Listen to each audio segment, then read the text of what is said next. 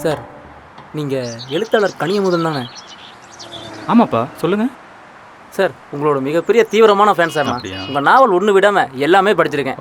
கருப்பின் சரித்திரம், நதி எல்லாமே ரொம்ப சூப்பராக இருக்கும் சார். சார், உங்களுக்காக தான் இவ்வளோ நேரம் வெயிட் பண்ணிகிட்டு இருந்தேன். அப்படியாப்பா, ரொம்ப சந்தோஷம்ப்பா. என் நாவலை இவ்வளோ ரசித்து படித்ததுக்கு ரொம்ப சந்தோஷம்ப்பா. Sir, thanks sir, thanks sir. Sir, ஆனால் ஏன்பா, என்னாச்சு சொல்லுங்கள். என்ன? உங்கள் புக்ஸ் எல்லாமே நல்லாயிருக்கும். ஆனால் அதான் ஏற்கனவே சொல்லிட்டீங்களாப்பா. நீங்கள் என்ன நினைக்கிறீங்களோ தயங்காமல் கேளுங்க. சார், உங்கள் எல்லா நாவலுமே நல்லா தான் போச்சு. அப்போது ஏன் சார் வெண்மதியை மட்டும் பாதியிலேயே?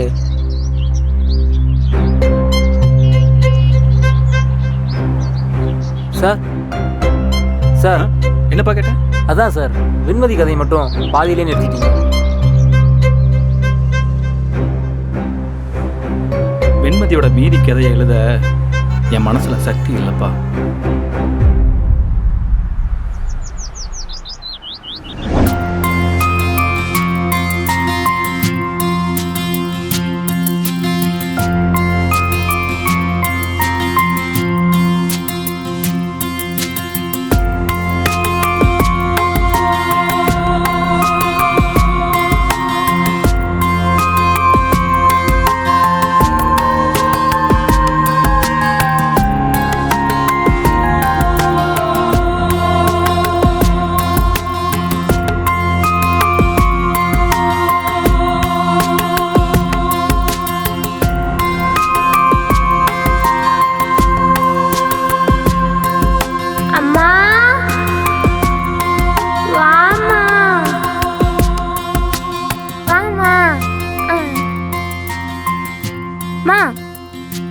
வாமா, இப்ப வரப்போறே இல்லையா?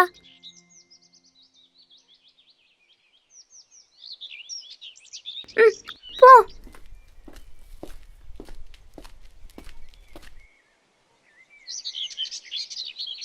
நான் கூப்பிட்ட மட்டும் வரவே மாட்டேங்கிறேன்.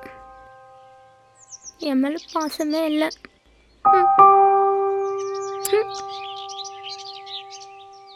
கோவமா? ஆமா, போ.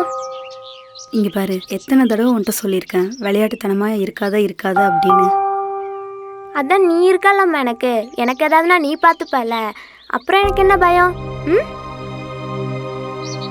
இங்க பாரு, எல்லா நேரத்துலயும் உன் கூடவே இருக்க முடியுமா மதி? நானு உன்னை நீ தான் பார்த்துக்கணும் பாப்பா. நீ எதுக்கு சொல்றன்னு தெரியுது. அவ இருக்கான் தானே? இல்லடா, இங்க பாரு, உன்னோட சந்தோஷம் தான் அம்மாவோட சந்தோஷம், சரியா? அவன் எங்கள் அம்மா என்ன ஹாப்பியாக இருக்க விடுறா. ஃபர்ஸ்ட்லாம் நீ நான் அப்பா இருந்தபோது எவ்வளோ ஜாலியாக இருந்தோம்லம்மா. பார்க்குக்கு போனோம், சினிமாவுக்கு போனோம், ஐஸ்கிரீம்லாம் கூட சாப்பிட்டோம், மலையில் நனைஞ்சோம். நீ கூட டெய்லியும் சாப்பாடெலாம் ஊட்டி விடுவேல. அப்பா கூட ஸ்கூல்லாம் போய் விடுவார். ஆனால் இப்போ அப்பா என்கிட்ட பேசக்கூட மாட்டேங்கிறாரு. அவள் அப்பா கிட்டேருந்து என்னை பிரிச்சுட்டா. பசிக்கிறப்போ நீ ஊட்டி விடுவல்லம்மா, நான் பார்த்துட்டே இருப்பேன். ஆனால் அவள் பாட்டுக்கு வந்துட்டு சாப்பாடு போட்டு வச்சுட்டு போயிடுவா. நீயும் வர மாட்டேங்கிற, அப்பாவும் வர மாட்டேங்கிறாரு. அப்படி இல்லடா. அப்புறம் ஏமா வர மாட்டேங்கிற? வாமா, நீ வந்தா ஜாலியா இருக்கலாமா, நீ நானும். ப்ளீஸ்மா வாமா, வாமா போலாம். அம்மா வர முடியாதுடா. சே, நீ எதுக்கு சொல்றன்னு தெரியுது. அவளை நினைச்சுதானே? நான் தான் அவளை. சார், இந்த மீதி கதையை தெரிஞ்சுக்கலாம்னா என் தலையே வெடிச்சிடும் சார். வெண்மதியோட மீதி கதை மட்டும் இல்லைப்பா, அவளோட வாழ்க்கையே நம்மக்கிட்ட விட்டுட்டு போயிட்டாப்பா. சார், என்ன சொல்கிறீங்க? ஆமாப்பா, அவள் அம்மாவையே அவள் கொன்னுட்டா.